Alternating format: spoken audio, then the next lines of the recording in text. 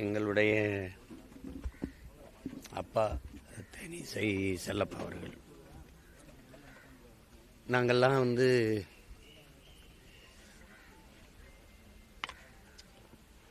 புழுக்களாக நெளிந்து கொண்டிருந்த எங்களெல்லாம் புலியாக மாற்றியது அவருடைய குரல் தான்.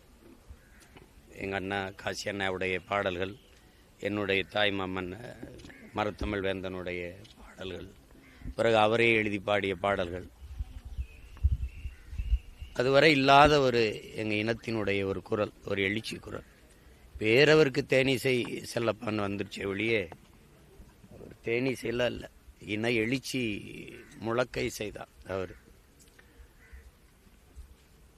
எங்கெங்கோ கடை ஓடி மண்ணில் இருந்த என்னை போன்ற பல லட்சக்கணக்கான பிள்ளைகளுக்கு இன உணர்வு, மான உணர்வு, மொழிப்பற்று, வரலாற்று பெருமை, இதையெல்லாம் கொண்டு வந்து சேர்த்தது அவருடைய குரல் தான். தமிழை பாடியிருக்கு, அதுக்கப்புறம் என் தலைவனை பாடியிருக்கு அவருடைய குரல். அதுக்கப்புறம் எதையும் செய்யல. பிறகு மகன் என்னையே என் கட்சியை பாடியிருக்கு. சீபா ஆதித்தனார் எங்கள் தாத்தா அந்த கட்சி ஆரம்பித்த போது அவர் அந்த கட்சியில் இருந்த முதன்மையான தளபதிகளில் அப்பா தேனிசையும் ஒருவர். எத்தனாயிரக்கணக்கான பாடல்கள் அவர் இன எழுச்சிக்காக அவர் பாடியது. கடைசி வரை அந்த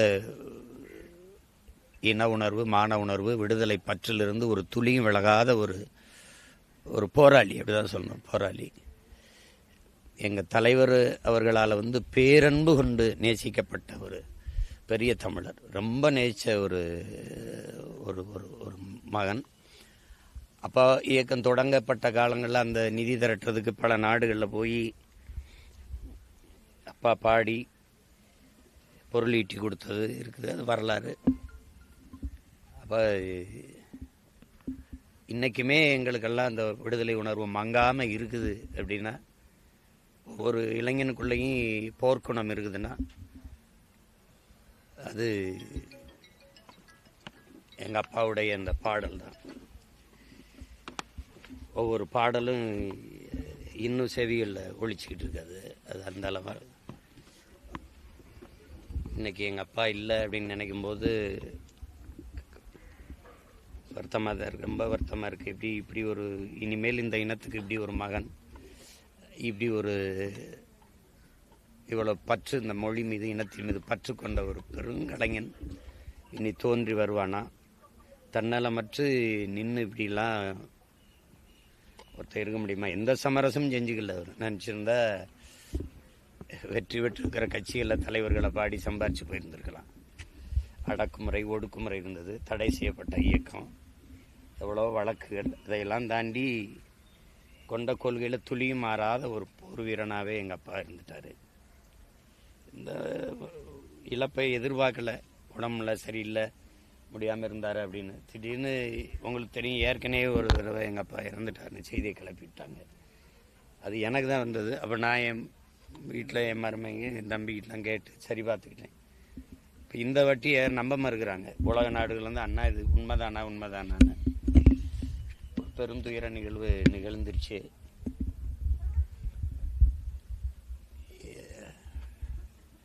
எங்கள் போராட்டம் வென்றிருந்தால் எங்கள் அப்பா இருந்திருக்க வேண்டிய இடமும் உயரமும் வேறு. பிள்ளைகள் நாங்களும் இன்றைக்கி போராடிட்டு தான் இருக்கோம். ஆனால் அவருடைய மூச்சு காற்று, அவர் குரல்லாம் இன்னும் எங்கள் காதுகளில் ஒழிச்சிக்கிட்டு தான் இருக்குது. அது இன்னும் எத்தனை 100 ஆண்டுகள் ஆனாலும் எங்கள் தலைமுறையை உசிப்பிக்கொண்டே இருக்கும் எங்கள் அப்பாவுடைய பாடல். அந்த பாடல்கள் இருக்கிற வரை எங்கள் அப்பா தமிழ் சமூகத்தோடு இணைந்து ரத்தமும் சதையுமா உணர்வோடு வாழ்ந்து கொண்டு தான் இருப்பாங்க. அதில் எந்த மாற்றம் இல்லை. இந்த மதிப்புமிக்க எங்கள் தந்தைக்கு நாங்கள் எங்களுடைய புகழ் வணக்கத்தை செலுத்துகிறோம். அவருடைய புகழை இன்னொரு தலைமுறைக்கும் கொண்டு போய் சேர்க்கிற பணி இனி வருங்காலங்களில் செய்வோம். தேனிசை செல்லப்பான்னு ஒருத்தர் இருந்தான் நமக்கு. அரிதினும் அரிதா தோன்றி ஒரு துளி சமரசம் இல்லாமல் இந்த மண்ணுக்கு மக்களுக்குமாக தன் குரலால் போராடியவன். வாளால் போராடியது, துவக்கால் போராடியவர். தன் குரலால் போராடி ஒரு போர்க்களத்தை பிரளயப்படுத்திய பெருமகன் எங்களுடைய அப்பா. அவருக்கு எங்களுடைய புகழ் வணக்கத்தை செலுத்துகிறோம்.